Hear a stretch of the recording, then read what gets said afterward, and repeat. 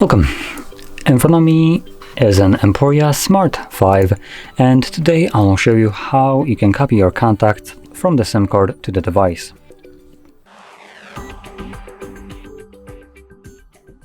Now, to get started, you'll want to open up your standalone contacts application, which normally would be located in Google folder, but it looks like it's actually not here. So I'm gonna simply go into all the applications right here. There we go, we have contacts right over here. And from here, we're gonna navigate to the three dots. And we're gonna go to Settings, Import and Export Contacts.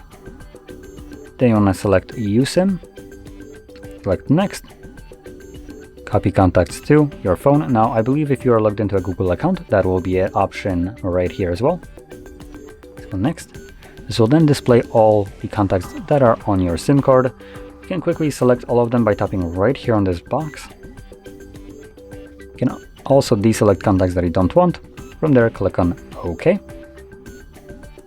And there we go. Contacts have now been imported, so when I go back, I should see them right over here. As you can see, they duplicate now, so let's see if we can change that. So contacts to display. And from here, we can change it to only show us contacts from our phone stored as an example. Also, like I said, if you have a Google account, you can change to that instead of, for instance, the phone.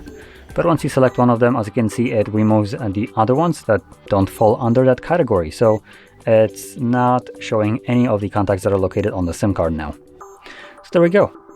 Now, if you found this video helpful, don't forget to hit like, subscribe, and thanks for watching.